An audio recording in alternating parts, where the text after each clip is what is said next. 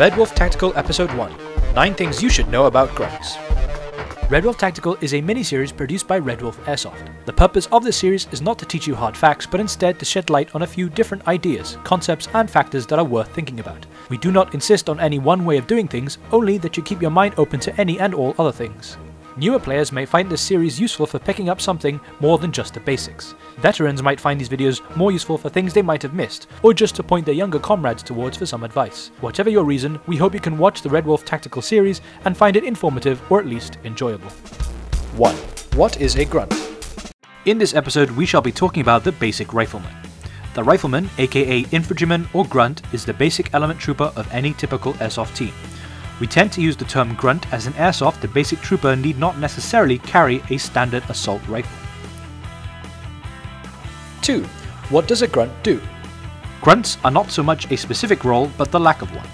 As non-specialists, they are responsible mostly for just turning up and shooting in the right direction. Grunts are the bulk of your force. They are responsible for most of your overall firepower, but most importantly, taking and holding ground. 3. Teamwork. Grunts can come in a broad variety of technical proficiency, firepower and experience. As such, a squad is held back by its slowest man and led by its sharpest. This is exactly why a squad's strength is directly proportional to its teamwork. Even the least experienced rabble, well organized, can offer significant presence on the field. Communication and cooperation are the name of the game here. 4.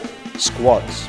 Within an overall side, forces are best served by breaking up into smaller squads or fire teams.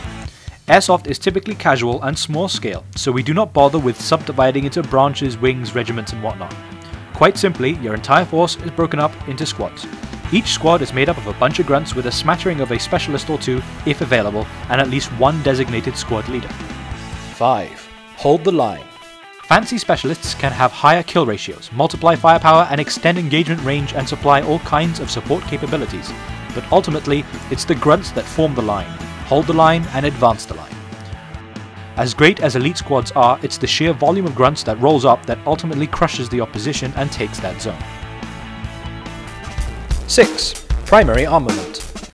Should you find yourself with the option to specialize your equipment for the role of grunt, the key is adaptability.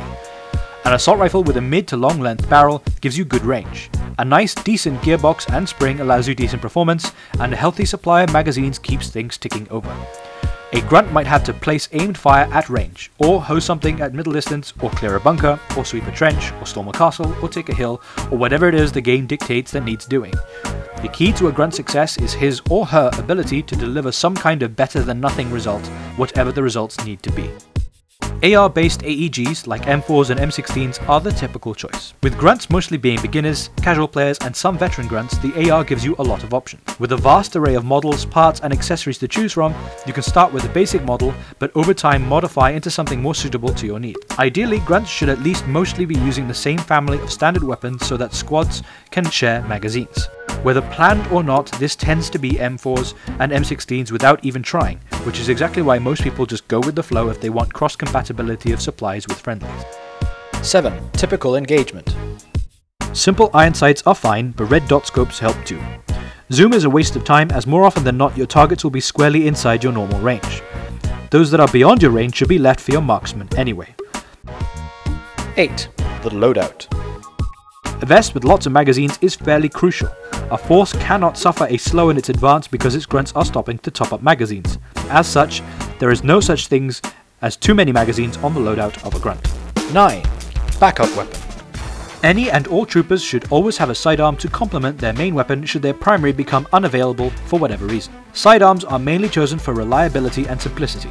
After all, the pistol is supposed to keep working even after your primary weapon fails. For a grunt, your rifle is your lifeline. Your pistol is just there in case something catastrophic happens to your rifle. For a grunt then, a pistol does not need to be super long range, super accurate or super powerful. It just needs to work when everything else has broken down hours ago. Like your primary weapon, spare magazines are your friend. Your secondary will rarely be used, so one magazine should be sufficient. But if you can get away with a spare or two, then that's more magazines than you'll ever need. A primary weapon with at least 6 spare magazines, a sidearm with 2 spare magazines, a general purpose setup with a stress on reliability and consistency in tactical performance. This is the way of the grunt. but it's damn fun and it sets the tone for your entire force's tactical capability, as bad grunts equals a bad force.